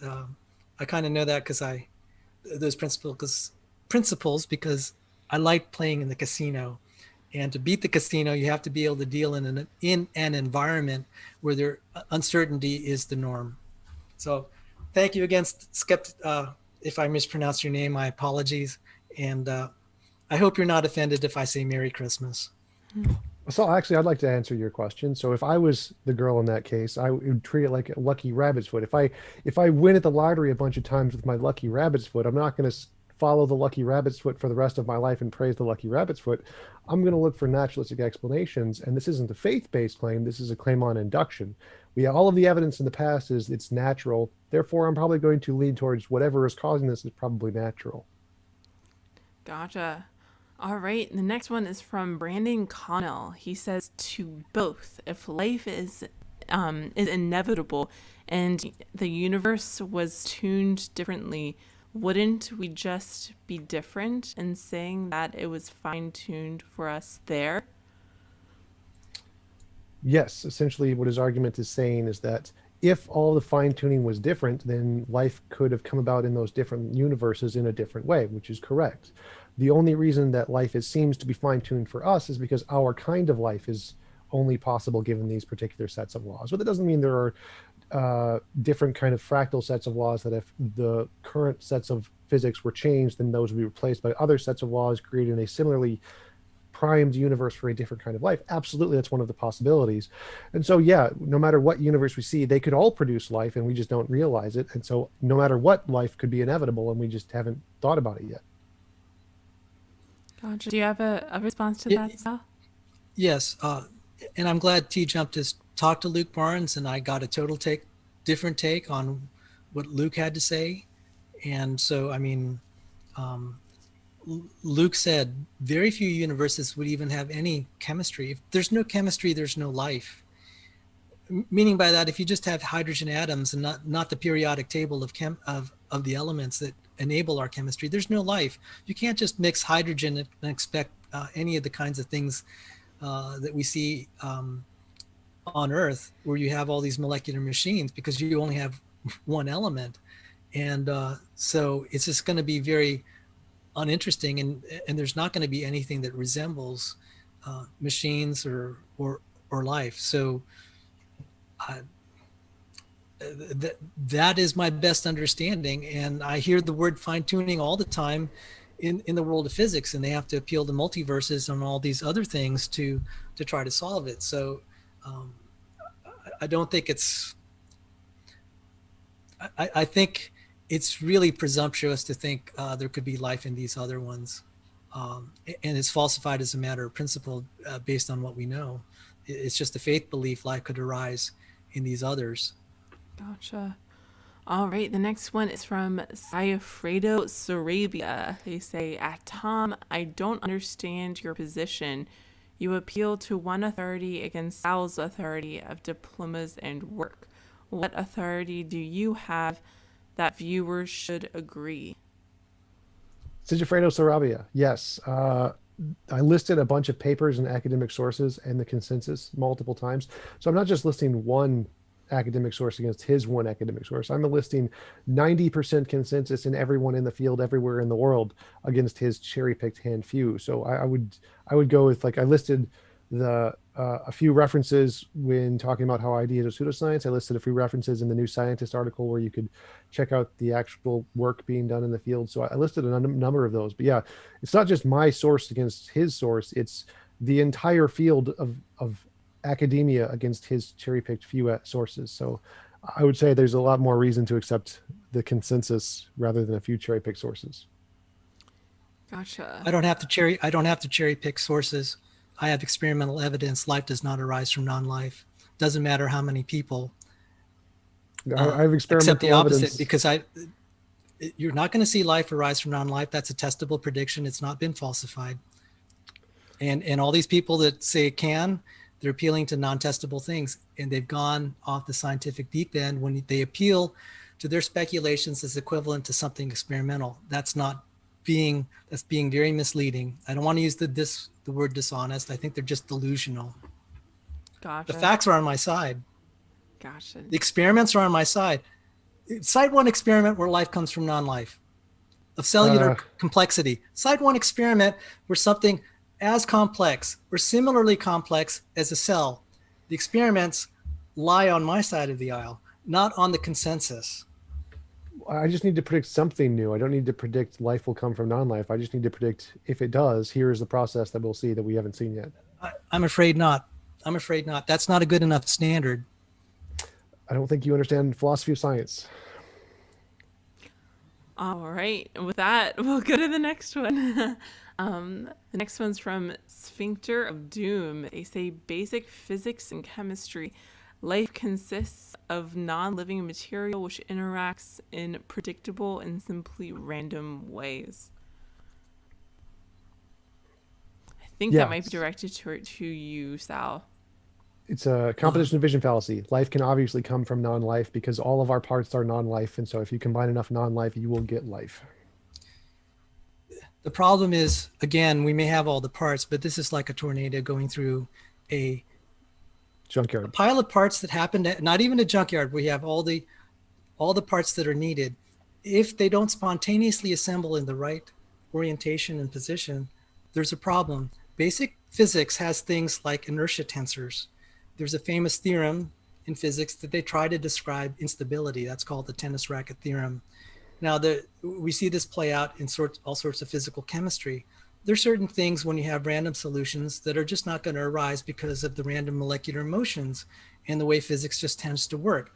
So there are things that are far from the expected outcome. Life has many structures that are far from equilibrium. And so what we expect in, say, prebiotic environments is a tendency toward equilibrium. The equilibrium is death. That is part of the asphalt paradox. And so I refer the reader who was kind enough to send a super chat to look Steve Benner's Paradoxes of Life. All right. Maybe you'll have a different view after you read it. Gotcha. But thank you. And I hope you're not offended. Merry Christmas. And thank you for the super chat. Wonderful. Next one is from Germania. They say, question for Sal. How do you explain God demanding the death of gay people in the Old Testament? I don't have a good answer for that. And I think that's a legitimate question. And there are lots of things that God has allowed in the world, not just demanded, but allowed, that I don't have good explanations for. And my apologies. So I know that some people that one person told me that that's the barrier to her becoming a believer. It's just like how God's laws about the way they conduct their personal lives. And she said she just didn't like God's policies about gay people, and that's why she wouldn't accept it. So I know that's of concern on a lot of people's minds. And all I could say is Christianity is based not on whether we like it or not. It's based on whether we believe that Jesus is who he said he was, and if the miracles in the Bible are real. And the reason I cited Charles Duke, sometimes the only data point we might have is the experience of our personal lives. So if I don't give a satisfying answer, I tried. That's about the best that I could give. That being said, I do understand how people could be feeling that God has abandoned them. I've had some relatives that were victims of just horrible crimes, and God let it happen. So that's not directly answered the question, but I kind of get it. There's some bad things that go down that the designer has allowed. Oh, before I forget, one thing I wanted to say, the difference between intelligent design and creationism. Intelligent design says the world is intelligently designed. Creationism says it's intelligently designed, but also intelligently cursed. And just take that for what it is as far as explaining the problem of evil. Thank you. Gotcha. Thank you. The next question is from Logical, Plausible, Probable. He says, don't miss after show on Sal's channel. Question for Sal. Please explain how clay experiments have no relevance / chemical limits without activated bases. Can Merry Christmas, John Maddox, Logical, Plausible, Probable. Can you repeat the question? Yeah, of course. Thank you. Please explain how clay experiments have no relevance / chemical limits without activated bases or bases. I'm not that familiar with it, but the the basic way to approach this thing about relevancy is if we take a cell and put it in a test tube with the appropriate pH and then just poke it and let all the gut spill out. That's better than all of the chemicals in all of our origin of life experiments combined in terms of quality. And it's just not going to become a living organism. That renders moot all of these origin of life experiments suggesting they're making progress, because they can only make that premise that they're making progress with the assumption that we can build things stepwise. That's been refuted by every experiment that we've run. Otherwise, we would start seeing, we could put frogs in a blender and expect them to spontaneously reassemble into something else, and it just doesn't happen. Again, it's analogous to tornadoes passing through a junkyard. Physics and chemistry tend to disorganize the sort of chemicals that are involved. They're very fragile and unstable. Oh, I forgot what I wanted to ask one thing. Like, would you be willing to put money on it? Would you be willing to make a bet? Like, if we do actually come up with the origin of life in the next 50 years or so, would you be willing to put money down to send me money if I get it right? There is someone who's, me personally, no. I'll tell you why. There's a $10 million origin of life prize that superseded the prior one, which is only 1 million. And that's being offered. It was advertised by the Royal Society. I don't know who put the money, but there is a prize waiting for you. Well, let me tell you what, I think I'm too poor to be able to play in your game. That's not to say I wouldn't want you to have some nice money. I mean, if I were rich, I'd send you a present. Yeah, I just like to bet every intelligent design proponent, okay, so if it does happen, then please send me $10. And then at the end of the day, when it does happen in 10, 20 years, can I buy you a beer or a drink of your choice? That'll work. Yeah. All right. All right. Next question is from Quality Control. They say, Sal, you speak negatively about TJump's position as faith-based and don't take it seriously. Why should anyone take a Christian's faith in God seriously? I don't think you have to. If you don't want to take me seriously, I take no offense. That's between you and God. I'm here primarily for those Christians who are on the fence, who've been thinking about these things, and I wanted to articulate and try to show that the other side that claims to have scientific evidence, it's really more faith assertions. and maybe that might help some people in the faith. I mean, I'm not, you know, I'm not here to get atheists to take me seriously.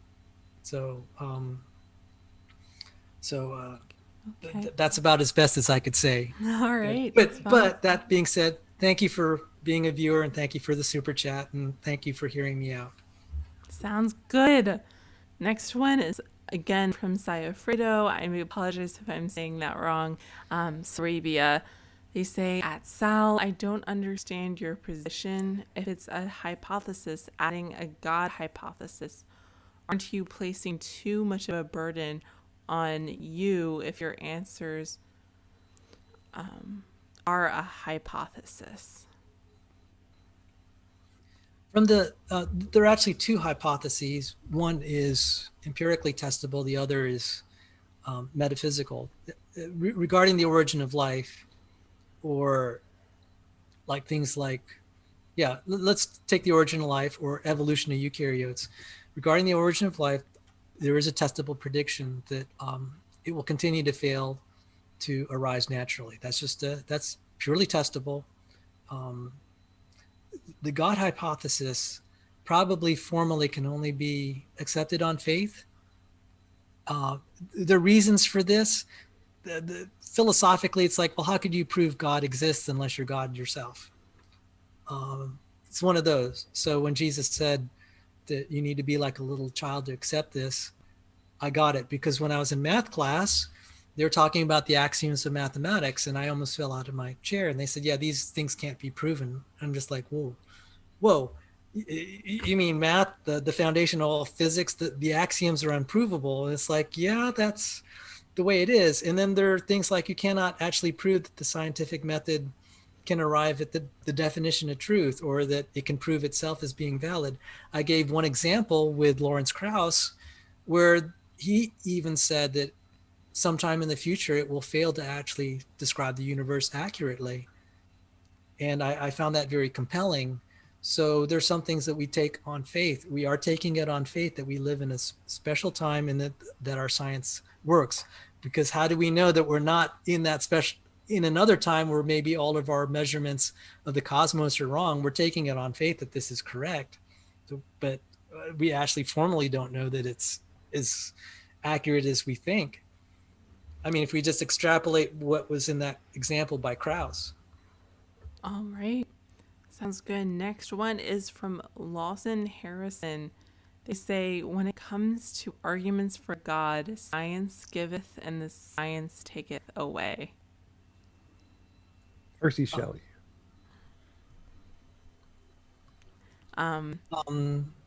Who is this? It's a reference to a Percy Shelley quote. Percy Shelley said that if God was created in order to solve problems that we didn't know the answer to, science is going to destroy those. So it's the God of the gaps. Everything is, well, we can't explain it because therefore God, then science explains it, and then therefore not God. Gotcha. Is there anything you have to say to that, Sal, or should we go on to the next one?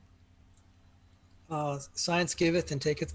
I'll just say my study of science has persuaded me that the origin of life and the origin of the universe is a miracle. All right. I believe that more strongly now, the more research that I've done. And so I think science has given, and science is a gift from God. Sounds good. Next one is from Double A. They say, Sal, what do you think a scientific law is? Scientific laws are, I actually showed the 5 differential equations that are the major pillars. Those are examples. A law is, according to Ralph Landauer, they're algorithmically compressible descriptions of nature. And what that means is that we can boil something down into maybe a simple form and repeat, describe many phenomenon, and also predict the outcome of many processes. So that is what I consider a scientific law. And one of them, by the way, is, I mentioned it, it's not on the level of, say, physics. It was Verchows Principle. Cells come from pre-existing cells. Gotcha. The next one is from Donnie H. They say, the Rosetta spacecraft found the building blocks of life on a comet in 2009. My response is that may be evidence that that those biotic particles came from Earth. There probably was some sort of explosion. We see some things like this, like geysers on Enceladus. If I don't pronounce that right. And these things have very Earth-like compositions. We've also found bacteria that are Earth-like in meteorites. So this suggests an Earth-born origin. All right, TJump, do you have anything to add to that? Yeah, Sal, you don't think life is going or could come about on other planets? Like the building blocks for life are pretty mundane. They're pretty much everywhere. I don't know, like you don't think those are going to happen on other places? Well, it depends on what you mean by building blocks. I mean, most of life is composed of 6 major elements, cellular life, and I should know the names: hydrogen, oxygen, nitrogen, carbon, sulfur, and phosphorus. I may have gotten that wrong. So, I mean, in like a really base sense, the building blocks are just all over the place. But if we go to like more complex levels of these, taking those elements and making molecules, it's debatable how ubiquitous they are. And Well, taking I haven't looked so much about what we've seen in Mars, but I have looked with curiosity on the things that we found in meteorites. And there was a professor at my undergrad alma mater who, if I'm misquoting him, deep apologies to Dr. Robert Hazen, regarding the meteorites that have bacteria in them. I thought that was really amazing. So if it wasn't Dr. Hazen who pointed that out, other people have been saying, yeah, we found bacteria in meteorites. So we can either say that life is abundant across the solar system, or it's just in things like meteorites and comets.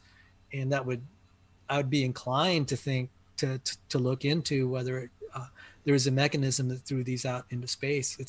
It's certainly plausible compared to anything. If you looked at some of the solar system theories out there, it's not that outrageous, relatively speaking. And I say relatively speaking to other theories. Just specifically, like the RNA on clay, we have shown that these can come about by natural processes. Do you think that we could find RNA on other planets that have this kind of a system? My understanding is that those RNAs on clays, that is for the polymerization process, not the origination of the RNAs themselves. I've not heard that they can that we could take let's see nucleobase and join it to a phosphorus group, and then the ribose group. I've not heard that can be done naturally. I have heard that they can be, once you have them, if you have purified ones that are also the right chirality, they can be polymerized on clay. So I've heard that RNA chemistry is like a nightmare. The other thing is, just because it's polymerized doesn't mean it's going to stick around long. There's a reason that they say, just, if you think something's been exposed to a virus, like say COVID, just leave it alone for a while and it's just going to die. So a lot of these viruses, which if they're RNA viruses, will just spontaneously degrade. They're not going to lay around very long to become anything significant. That again parallels the asphalt paradox. Organic molecules left in cells just become useless. All right. Sounds good. Next question is from MindBen256. He says, he just said that people argued against Einstein for some flawed reasons. Creationists argue against abiogenesis and then use the same flawed logic on Jesus. I think that might be directed to you, TJump. Yes. So people use flawed arguments against Einstein, like claiming that space-time can't bend. Therefore, it doesn't matter what predictions he makes, it's just completely impossible, which is the same flawed logic that creationists use for abiogenesis. It's so impossible that life could come from non-life because we can't imagine it. Reality doesn't care about our imagination. Reality does things that we can't imagine all the time.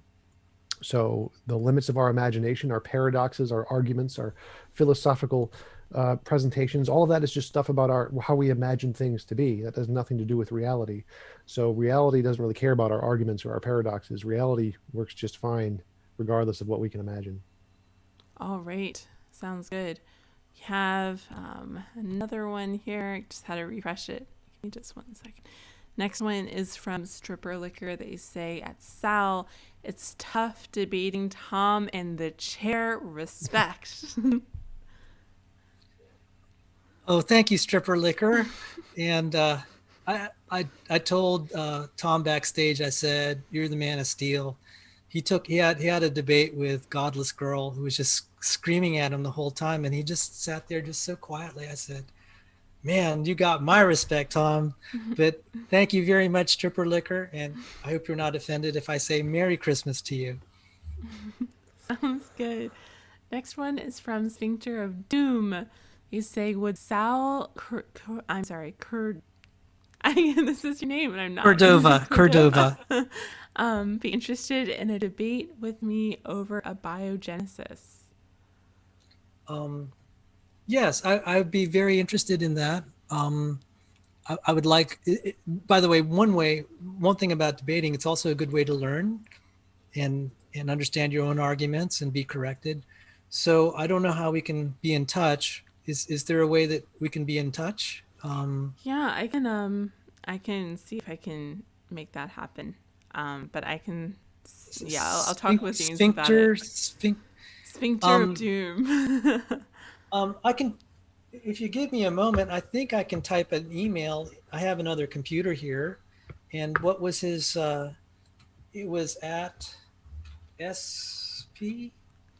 HIN. Sphincter of Doom. So I will, CTR. and it is, I'll give you a Sphincter of Doom. I'm going to give you an email that I use for public communication, just so my regular email doesn't get spammed. I will look. Thank you for the kind offer of this discussion. So I'm going to type that in. Sounds good. In the meantime, I'll read the next one. From Jason Rivera LeBron. He says, TJump, describe emotions or energy in motion. Why are random beings afraid of death? Look up Anton LaVey. When he died, look up his experience. We're afraid of death because evolution. If things are afraid of death, then they tend to live longer and produce more. And so you have evolution prioritizes beliefs and values that promote life. And so we are afraid of death. That is why. Gotcha. All right. Next one is from David from Microsoft. What are your thoughts on Alden's number? TJump, are you familiar with that one? It's a fake number. So it's like, I think did Vaush make it up? Yeah, he did. So yeah, he was in a debate and somebody was pretending to know anything, and he asked, "Do you know what Vaush's number or Alden's number is?" And the guy was like, "Yeah, I know what that is." He's like, "No, you don't. I literally just made that up." Sal, I think you and I were talking about before the debate Vaush. And yeah, so this is the guy who made it up. Everything comes back to the origin, right? Yes. Next one is from Animated Effigy. They say, default position for unproven claims is disbelief. I'm fine with that. All right. Next one is again from Logical, Plausible, Probable. He says, TJump, bet accepted, $1,000 each plus 10% per year times 20 years. Must have solution for undirected emergence of encode, transmit, decode of genetic information. Yeah, just so you know, like the bet is that other people are going to solve it, not that I'm going to solve it. And when they solve it, then all ID proponents are proven false, and they should all send me money. That's the goal here. So I want to make a bet with every ID proponent, so that when it's solved, they send me money and I become rich. That is the goal. I like it. Just as long as you're not betting that nothing will be solved, so you don't end up paying out money, I think you're good. Yep, exactly. Next one is from Jamie Russell. You say, love one another with brotherly affection, outdo one another in showing honor. Today, this scripture is fulfilled. Sal Cordova is a man of God's heart. Well, Merry Christmas to you, and thank you for the kind words. And God made it easy today because I think Tom's just a great guy. There's one guy that I utterly despise, and I think you know who it is. I think I'd probably turn red in a debate with him, but Tom's just a swell guy. So Thank you. Who is that? Thank God for that. Who's the guy you hate? I hate Steve McRae. Steve McRae is my guy I hate. RJ Downard. I think just saying is I just start to turn red. I mean, there's not many, but he would probably send me over the top. I did challenge him to a debate on eukaryotic evolution, but that's not his field, so maybe he's not going to accept. Gotcha. Next one is from, again, Sayafredo Sarabia. They say, at Sal, do you believe life can come from non-life spontaneously? If not, how do you fit God? If yes, why not agree with TJump that his hypothesis is correct, or are you both wrong? I think his point is that God would have to come from somewhere, therefore... Can you read the question again? And I had to really chew on it because I want to try to give a good response. Gotcha. Do you believe life can come from non-life spontaneously? If not, how do you fit God? If yes, why not agree with TJump that his hypotheses are correct, or are you both incorrect? Okay. Let me define what I mean by spontaneously. Spontaneously means, the way that I use it in this context, is that by accepted ordinary laws of physics and chemistry, I don't believe life will spontaneously arise. So when I say accepted laws, there's hypothetically maybe some law we haven't discovered. And that's what actually Steve Benner is proposing, that there's just some law out there we've yet to discover of physics. So I don't believe that life forms spontaneously in the sense it won't happen naturally. And I think that is a sign from God. Life has the structure that shows that it had a miraculous origin. So that's how God fits into my view of things. Could TJump and I be both wrong? That's a formal possibility, and obviously each of us believe that we're right, and we'll find out one way. The Christians actually do make a testable prediction that we'll all stand before the judgment throne of Jesus Christ one day. So all of us here today, that is a testable prediction. If you find yourself in front of Jesus one day, you'll know that Sal was right. Gotcha. Sounds good. And Merry Christmas. Next one. Right after saying, about Jesus. You will be judged by the evil God Lord. Merry mean. Christmas. Next one is actually just on that subject. Sal, literally nobody is offended by Merry Christmas. Why do Christians like to keep pretending that that's a thing? Persecution complex much? And that is from Barry. I just, especially I live in the Washington, D.C. area, and I try to be sensitive to other cultures and religions. So it just became a habit. And if that's the case, then I'm glad to find out people aren't offended. So thank you for that. And Merry Christmas. Sounds good. I think there's one last question here from Sayafredo Sarabia again. At TJump, is there anything you don't know yet? Good job. When will I be president? I don't know that. It's a mystery. I don't know when this is going to happen. TJump 2024. No, but Yes. then if you run a 2024, you're going to be going against Trump. So are you ready for that? He's gonna come back for a second election. He's going to come back. Oh, That'll be Crazy. great. TJump against T-rump. I mean, I don't know. That's funny. You know what? That is all for the questions, but we have something special today, specifically, which is a post-credit scene where James, the wonderful host that we all know and love, is actually going to come on for just a little bit. We are going to just take a couple seconds break, and he is going to jump on, and he has some things to say. So I really appreciate you guys coming on. I'm going to just switch us over to a little scene before he comes on. It should just be a couple more minutes. But before that, if there's any closing things, if you guys just want to say good night to the audience, I really appreciate you guys coming on, and I want to make sure that you definitely check out the description with both Sal and TJump's links in the description. So definitely be sure to check out their content. And thank you both for coming on.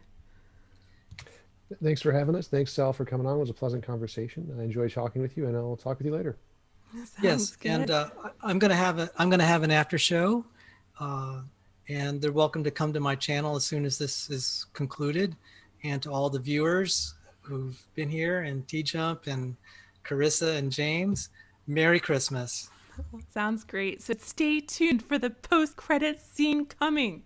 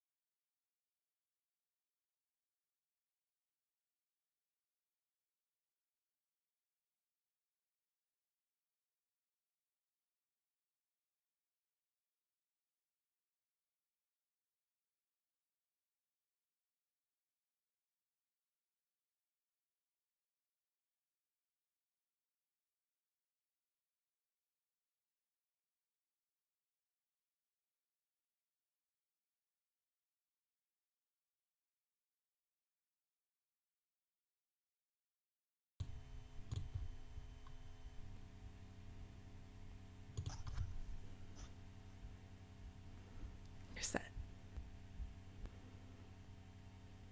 I need someone else. You're good. You're good. Isn't I?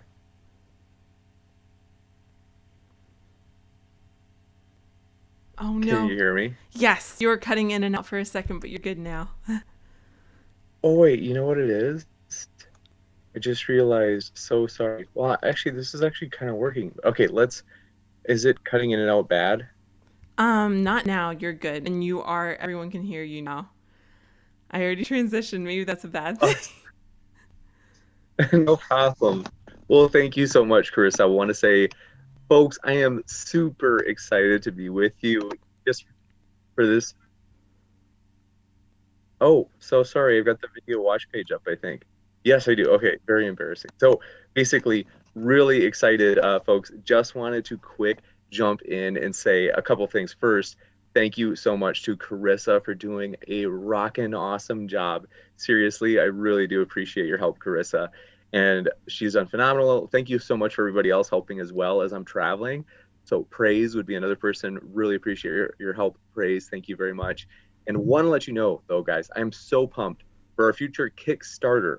So the debate that we've been talking about, namely Michael Shermer against IP, Inspiring Philosophy, scheduled for exactly 3 weeks away. Basically, right now, I'm thrilled to mention we have crossed the 1,000. Basically, we're over 1,000 in terms of our fundraising goal ultimately, which is 2,500. So we're almost halfway there.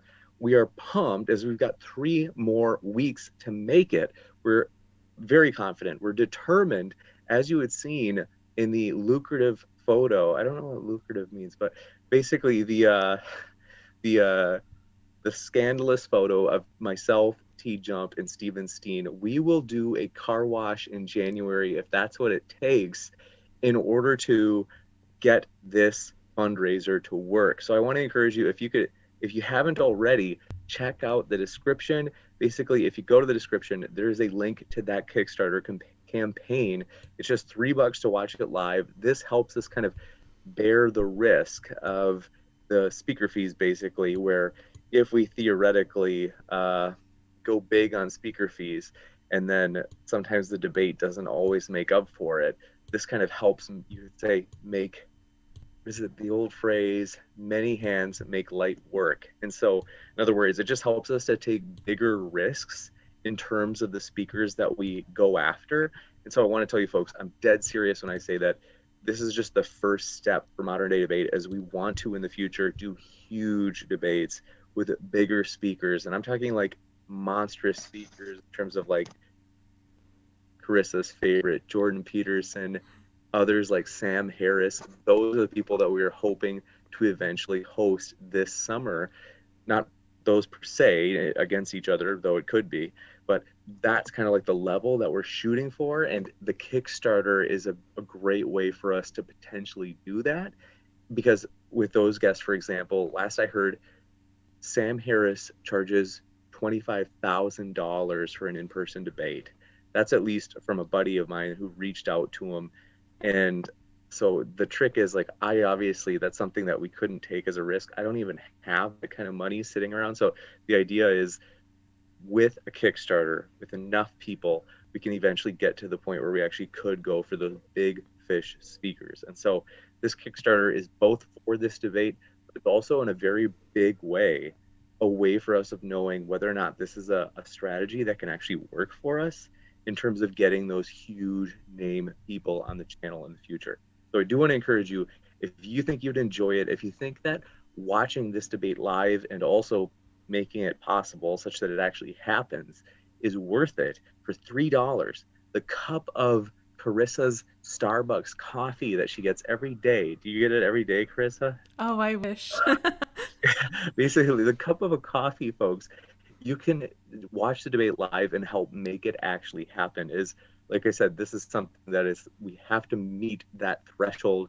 And I can guarantee 100% all of the funding that comes in is either going to speaker fees, or if we reach our threshold and we go above it, it's going to be reinvested back into the channel. So things like, a lot of you guys don't know that, like, I actually pay, for example, like Matt, because we love having Matt on to debate. And so we realize that a person's time is valuable. And so we oftentimes, we don't tell people because it's, there's just no reason to, but a lot of times people don't realize, like, that there are speaker fees in a lot of the debates that we have. And what we're doing is it's a reasonable thing that we're like, hey, we understand people's time is valuable. And so we don't mention it to people because usually there's not as much risk where we can think with, let's say, super chats and things like that.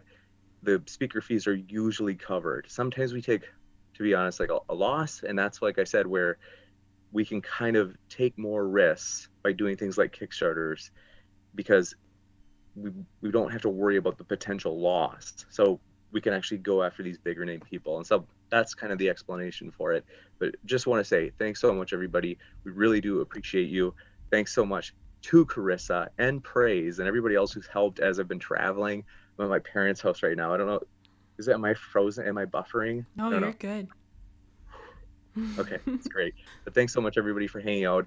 Thanks so much for helping us already break that $1,000 threshold in the Kickstarter. That's huge, you guys. This is like, what has it been, a week or so?